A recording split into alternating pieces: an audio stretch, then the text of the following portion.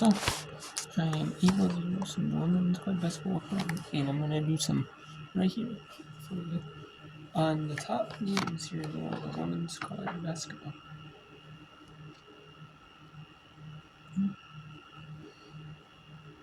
We have overtime here between Marshall and Louisiana with 79 all.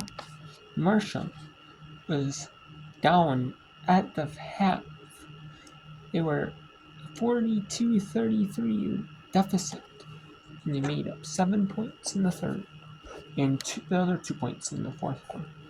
And USC 84-62 over Wisconsin. Marquette over St. John's 57-52. App State Louisiana Monroe 71-all. And those are in the fourth quarter. St. John's Marquette under a minute. App State Louisiana Monroe 51 seconds in the game in the fourth. UNLV in Utah State 59-38-6 with 141 in the third. Tulane 59-50 or Rice 2-12 in the third. 2-2 in the third. Houston down big on Baylor 62-33. Baylor leads. Baylor 24 points in the second and third to make it a big blow. And Houston only scored 9 in the third, second, and 11 in the third. James Madison looks like they're having a good chance to go 12-0 in the Sun Belt and get 20 wins on the season. And another team that got to 20 wins in just 24 games. James Madison 56-35 over South Alabama with 3:43 in third. James Madison is 11-0 in the Sun Belt. South Alabama hasn't won a game in the Sun Belt. They're 0-10. Coastal Carolina 46-44 over Texas State with 1:35 in the third. St. Thomas, Minnesota rolling over Omaha. St. Thomas, Minnesota started off slow in the Sun Belt. They did.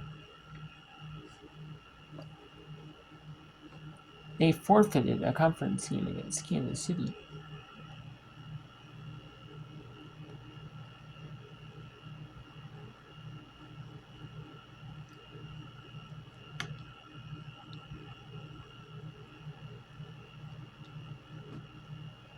They forfeited a conference game against Kansas City.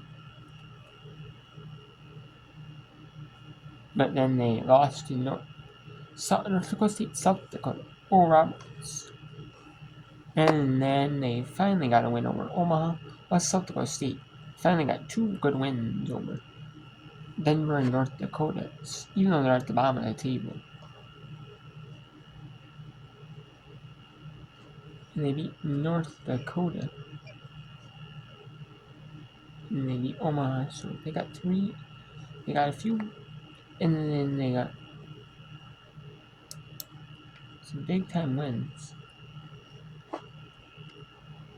They're in the summit, but they've had a tough stretch. But now they're starting to improve better. Now again, some wins with them in the summit, so they're improving. 63-45 lead with in the third. South Dakota State was down at the half, 28-20 in the South Dakota State, 41-35 with 9:51 to go. Really close one in that one. Denver 48-43 over Kansas City with 2 seconds to go in the third. At halftime, Air Force leading San Jose State 42-29. UC 2 bombs your teams in the Big 12. 17-14 UCF leads BYU. BYU is better than what the record indicates. So in the Big 12, BYU was a solid team in West Coast Conference play. Just the problem is they got their longtime head coach retired, and now they got a good new coach. But it's just gonna take time for them to gel. The new coach, like new league that they're in, you know.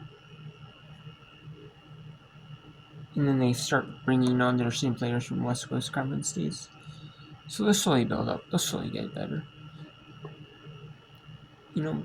Colorado Fort. It's just gonna take time for them, to prove to go to,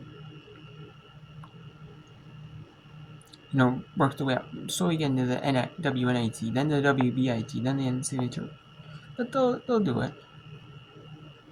And with Amber Wayne as their coach. 14-13, Colorado leads Arizona. And 16-10, San Diego State leads Fresno State. We have a couple games here at 9:30 Eastern. Number 8, Ohio State plays number 1 UCLA on Peacock. And Boise State takes on Nevada on the Mountain West Network. And Troy ends up going to 15-9, 9-3 in Sunbelt play. They had a tough non-conference. Went 6-6. Then they beat Old Dominion 83-80. 49-42, Georgia Southern beats Southern Miss. 86-64, USC beats Wisconsin. Number 12, Kansas State knocks off TCU. Gives them their second conference loss. And Kansas State's now 22-2, 10-1 in Big 12 play, while TCU is number 9 in the country, 21-3, 9-2 in Big 12 play. 50-50 win over Kansas State. Kansas State wins 50-50 over TCU by then. So both teams are really, really solid teams, but just Kansas State now is in first place in the Big 12. West Virginia, 76-43 blowout win over Kansas. Temple on Kids Day. It was their education day at Temple this morning, and they beat Kids in Education Day. And which Kids in Education Day is where schools from across the country, like elementary schools, usually they go to a women's basketball game, and at their local college, like nearby, within like a short driving distance to the local college, and they either get like free or like reduced tickets to the games, which is awesome. Probably, I'm assuming, but they might, so it's awesome. And they play at when kids are in school, so that's awesome. And some of them play like early in the season, like their first home game, or they're the first non-big like home game. And some just play throughout the season. And some of these are like really big matchups on Kids Day. We had Toledo, they beat Buffalo 58-55, and Buffalo was 19-2, trying to get to 20-2, and improved, tied with second place, and they fell late in that one with like 6 seconds to go. Toledo hits the 3, and Buffalo was not able to get a shot out at the end. Kind of thought I had less time than they did, and tried to speed them up, but Toledo tried to speed Buffalo late, and thought made them think they had less time than they did, and they actually didn't. And it worked. And then Toledo wins 58-55 in front of over 4,900 kids and students. In Arkansas State, at their Kids Day, they stay in second place here in the Sun Belt. 86-50 win over Georgia State. 81-54, Massachusetts beats St. Bonaventure. 54-47, Winthrop beats Charleston Southern. Washington beats Penn State 82-71. 70-64, Western Michigan's Akron. 72-53, Richmond stays near top of the A10. For Tulsa, 81-53 over Charlotte. 72-52, Iowa State beats Cincinnati. Central Michigan, 75-48 over Ohio. Ball State improves to 11-0 on the map. 71-51 win over Bowling Green. 59-57, Rhode Island beats Duquesne. 68-49, St. Joseph's remains near top of the A10 with that written. 68-51, Davidson over Chicago. 68-51, Presbyterian over South Clemson. 65-48, Radford over High Point. 79-72, UNC Asheville now falls to 2-20 on the year. 0-9 in Big South play after that loss. Tough season this season. Tough year for UNC Asheville, and just getting even tougher. George Mason now improves to 20-3, 10-2 in Atlantic 10 play. They are on the bubble of the NCAA tournament as an at-large. George Mason is, so pretty interesting, So we'll see if George Mason can get in as an at-large team, especially over some power conference. There are some power conference teams that are in the bubble, like first four. So maybe they get in the first four, and they are in the top teams according to the NCAA ESPN's NCAA bracketologist Charlie Creed. They are right in the first four out, next four out area, so they're like 1 and 2, which will be the 1 and 2 seeds in the WBIT. They're right in that bubble for the teams that, which, I mean, you probably will have, and that doesn't factor in, the at large, like the automatic qualifiers that might automatically get in as like top seeds, but still, even if you just base out the field like it is now, it's pretty good. They'll get like 1 or 2 seed WAT, or possibly even make it. There is an at large, maybe first one of the playing teams. The 11 seed playing teams. So maybe we'll see. Wichita State fit, which they do deserve it after going 20 and 3, and 10 and 2 in the A10 to the Solomon Major Conference. It's, especially at the top of the top tier. 54-44, Wichita State beats Florida. 61-56, East Carolina beats UAB. Villanova survives over Butler. 63-59, Utah survives a scare from Texas Tech. 70-64. They were down 2 at the half, but Utah just made a 6-point lead. Went to a 4-point lead after 3, and then extended it to make it 2-point. Extra 2-point win in the fourth. So they win 70-64. Georgetown beats Xavier 63-36. 72-56. Crane Bruce 11-1, a game behind UConn in the Big East, trying for 20 wins next time, which will be Saturday. And they beat Seahawks 72-56. 73-68. Northern Illinois beats Kent State. And in an upset, Northern Illinois upsets Kent State. That was a big upset. But sometimes they have, Northern Illinois just had a big first quarter. They were up 35-20 at the half. Just Kent State made a good effort in that fourth quarter, but just couldn't come back. Miami, Ohio beats Eastern Michigan, who's had a really tough season. 1-20, 0-11 in MAC play. 68-45 win. IU Indianapolis beats Wright State 80-68. Lipscomb beats West Georgia 92-75.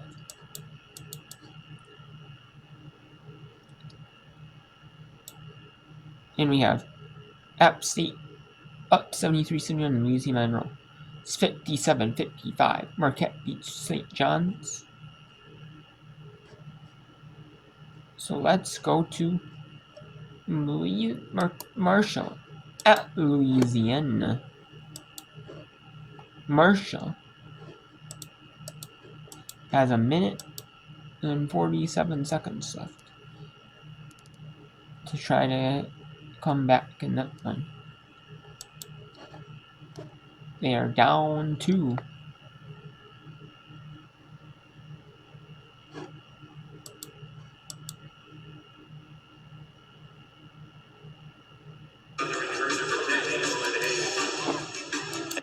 Make it a minute 7 on the 3-throw line. We have some blowups here starting to happen. We'll go to those other ones later. Probably go to Coastal Carolina at Texas State next, and bring in some of the Mountain West games. We'll bring in a few games. So we'll bring in some of these fourth quarters. I don't know how much we'll bring in them. We'll bring in some of them, as well as bring in probably some of these Mountain West games, and then one of these games in the third quarter. San Jose State. These games in the second quarter. We might just bring it wait till after halftime. We got San Jose State Air Force, Coastal Carolina Texas State, UMass Southern, and we'll probably bring in Tulane at Rice. Maybe UNLV at Utah State. We'll see. Well, let's go. For sure, we'll bring Coastal Carolina Texas State. It's close. She'll pop up a 3 and hit it. Tamia Robinson with her second tray of the game. She's got 10. They left the ball, left her wide open, and nothing but net. Big one. Both teams have one timeout left. Nobody's using it here.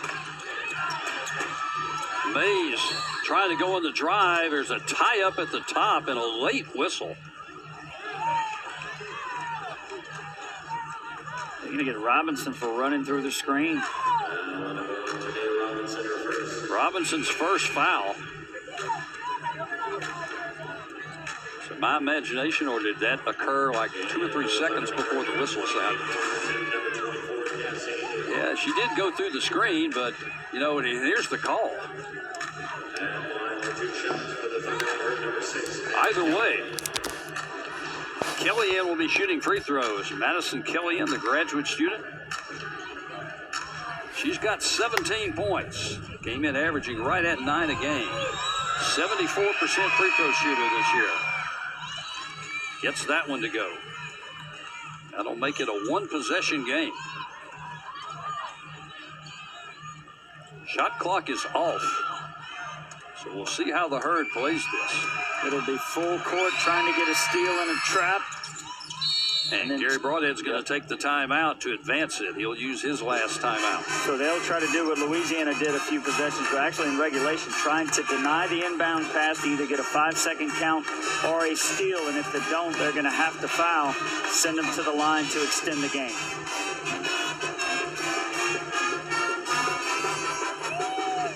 Let's go to our sideline reporter, Ben Schaefer. Ben? Thank you, Dan. I dare say this has been the most physical contest we have seen so far all year. Just a couple minutes ago, Tamia Robinson for the Cajuns took that nasty elbow to the jaw. Unintentional, but the result's still the same. That hurt. Did not seem to affect her on that three-pointer shot, though. And then after that, of course, CeCe Mays for the Thundering Herd. She took that nasty fall on her knee. It looked like she was about to go to the locker room with a trainer, but she walked it off a little bit and then quickly returned back. I know Coach Folks is very happy about that, as so far on the night, Mays is leading the team with 27 points. Huge to have her on the court at this point in the game. Dan, Eric, back to you guys. Both teams have already lost one player. Blessing King fouled out for Marshall. Dubia Benedict fouled out for Louisiana. The Cajuns with 3 other players, all with 4 fouls right now. And Mays out of the game as far as on the defensive end, as Louisiana will be inbounding. They'll get it inbounds to Lafayette. And she'll try to dribble out as much as she can. Now she's caught in the trap, gets it knocked away. It's going to go out of bounds, and it'll belong to the Thundering Herd.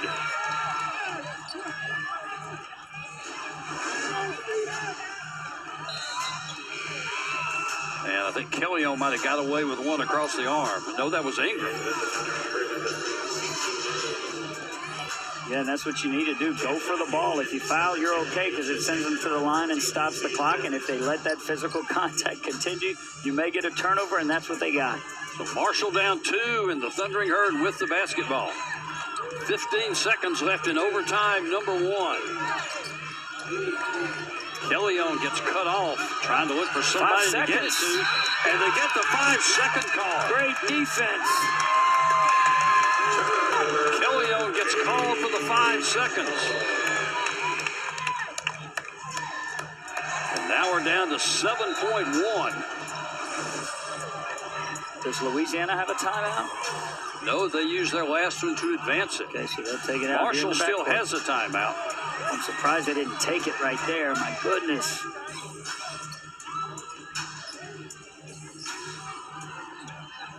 Got to take it right there to extend it. Great denial defense as they had her pick up the dribble, and she couldn't find anybody open.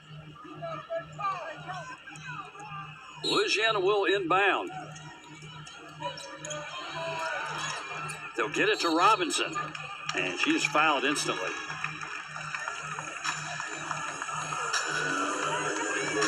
The foul's going to be called on Ingram, her second. Both teams well over the limit, so Robinson will be shooting 2. And if she makes them both, she can make it very tough for the Thundering Herd, although they do have the timeout, so they will be able to advance it to the offensive end.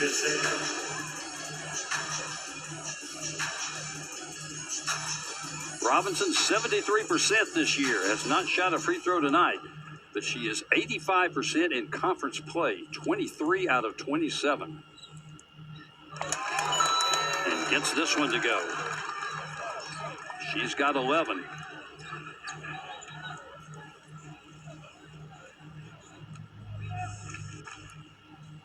She can make it a 2-possession game. Gets that one to go. Marshall will take the timeout to advance the ball. But now the Herd needs something akin to a miracle here. They'll need to try that play to get the three-point shot and maybe draw the foul away from the ball. And if you're Louisiana, which almost happened earlier today. Coach Broadhead tell them over there, do not foul. Contest, play without fouling. They cannot tie the game unless we foul. So Marshall will maybe try to go something quick, get a three-pointer up, then get the defense up if they have time to foul to extend the game. But it's going to be a tough task for them to get this one tied again. Marshall has not hit a field goal in the last 3 minutes and 40 seconds. Outstanding defense from the Cajuns. Here's that last defensive possession for Killian. Couldn't find the cutter and ended up getting the 5-second call right in front of the Marshall bench. And again, Eric, as you pointed out, the Herd had a timeout to play with. Yeah, I think they wanted to go with that dribble handoff to Mays. That was denied, took them out of what they wanted to do. And Louisiana got the turnover. Mays will inbound, cross-court pass, deep pass. They'll go to Killian. She'll launch the three. That's going to be short. Offensive rebound. Three ball's going to be put up at the horn, but it's going to be too little, too late. And Louisiana. And Marshall Falls. They did not use their timeout on the. Instead of getting the 5 seconds out, dribbling the ball again. And man, what a play right there. That is just good defense by Louisiana. They go to 10-11 with that one. A game back of 500. So let's go to Coastal Carolina at 6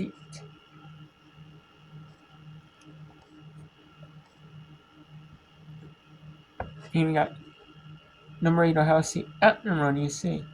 Tentatively now it's 9:50. It's moved to 9:50 and peak. Now I see Louisiana 10-11, 6-6 in the Sunbelt. Now 500 in Sunbelt play. Marshall 7-16, 2-10 in Sunbelt play. So.